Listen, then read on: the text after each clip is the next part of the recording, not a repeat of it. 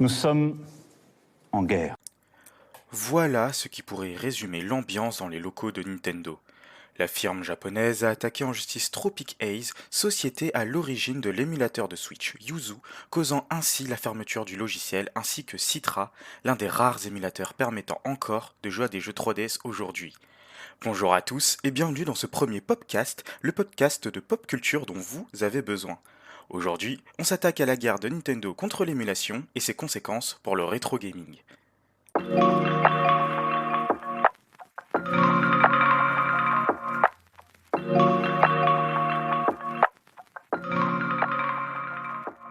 L'émulation est un moyen de jouer à des jeux sortis uniquement sur certains supports depuis un autre support. Concrètement, grâce à des logiciels d'émulation tels que Yuzu, votre PC va se comporter comme une Switch et vous pourrez jouer à des jeux de cette console directement depuis votre ordinateur. L'émulation est utile pour avoir un meilleur confort de jeu, il est plus fluide, plus beau, enfin, c'est tant est que votre PC est plus puissant que la Switch, mais soyons honnêtes, ça ne devrait pas être très compliqué. Avec l'émulation, les nostalgiques et fans de jeux rétro peuvent rejouer à leurs jeux d'enfance, qu'ils viennent de la Super Nintendo, la GameCube, la Game Boy Advance, la DS et même la PlayStation. Et oui, tous ces jeux de ces consoles rétro que votre mère a revendus ou donnés à votre cousin sans que vous ayez eu votre mot à dire sont accessibles grâce à l'émulation et gratuitement en plus. Alors, si l'émulation offre tous ces avantages, pourquoi Nintendo est contre, me direz-vous? Eh bien, j'y viens. Et pour ceux qui viennent de découvrir le principe, vous allez tomber de haut. Émuler un jeu est illégal. Enfin, certains aspects de l'émulation sont illégaux. Pour pouvoir émuler un jeu, il faut télécharger la ROM, Read Only Memory, qui est soumise à un droit d'auteur.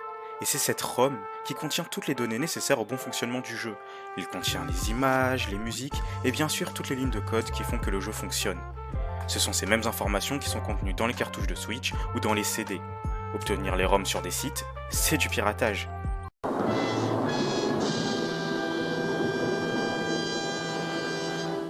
Et maintenant que vous avez bien compris ce qu'est l'émulation, la suite va faire beaucoup plus de sens. Alors forcément, obtenir des jeux gratuitement alors qu'en moyenne ils coûtent 60€, bah ça la fout mal à notre Big N. Et encore, ce n'est même pas ça qui a mis le feu aux poudres. En réalité, Yuzu n'a rien fait d'illégal. Tant que le logiciel ne partage pas de clé de cryptage pour pirater un jeu, le logiciel n'a pas à être inquiété par la justice. Le problème de Yuzu est tout autre. On va faire un petit retour dans le passé, le 12 mai 2023 pour être exact.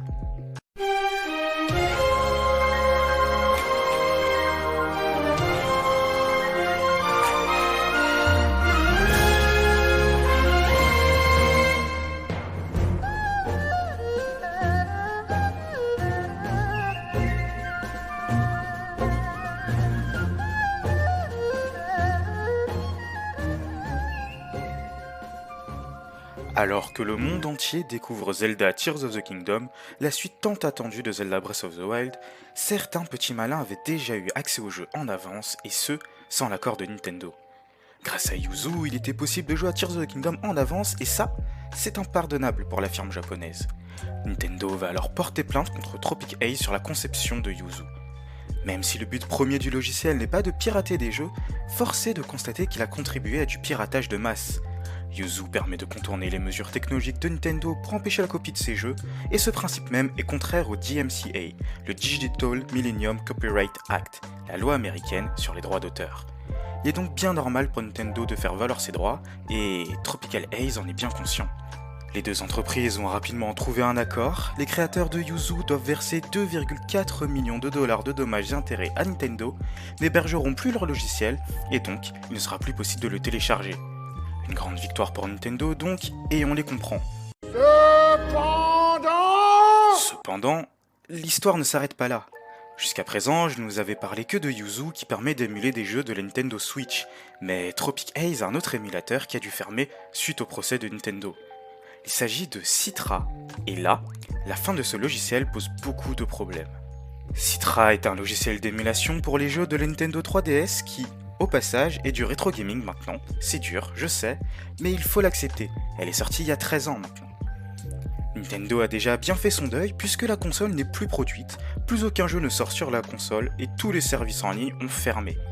Il n'est plus possible de jouer à aucun jeu en ligne et depuis le 27 mars, on ne peut même plus acheter via le Nintendo eShop, la boutique en ligne de Nintendo.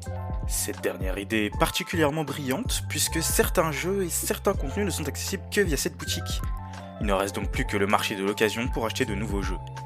Mais là aussi, il y a un problème. En magasin, trouver des jeux d'occasion spécifiques n'est pas chose aisée. En général, il faut fouiller des heures dans des bacs remplis de jeux pour espérer tomber sur la perle rare. Quant au site internet, il y a des gens sans scrupules qui se permettent de mettre des jeux à plus de 100 €. Hormis ces moyens, il est impossible de jouer aux jeux de la 3DS de manière officielle. Donc, quand on n'a pas des 1000 et des 100 à mettre dans un jeu, ou la patience et la foi de tomber sur le jeu qui nous fait envie, on se tourne vers l'émulation. C'est pour ça que tout à l'heure je parlais du fait que l'émulation permettait de jouer à des jeux rétro.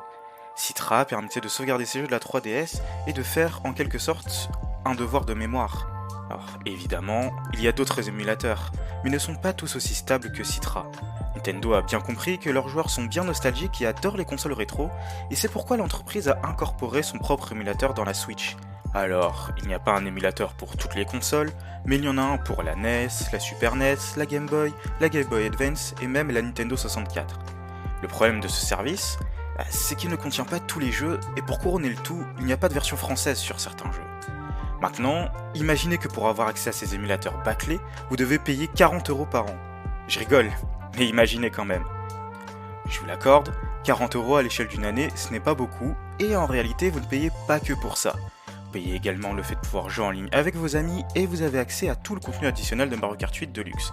Mais qu'est-ce qui arrive à la personne qui a juste envie de jouer à quelques jeux de son enfance, qui se retrouve à devoir payer 40 € pour du contenu qui ne l'intéresse pas?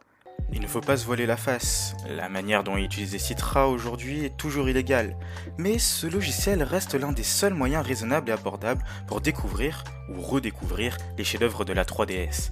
Avec la fermeture de Citra, on vient peut-être de perdre l'accès à un grand nombre de jeux, en espérant que plus tard Nintendo proposera son propre émulateur stable et abordable. D'ici là, si vous possédez encore vos jeux, gardez-les précieusement et profitez-en, car si aujourd'hui ce sont Yuzu et Citra qui sont tombés, d'autres émulateurs pourraient définitivement fermer.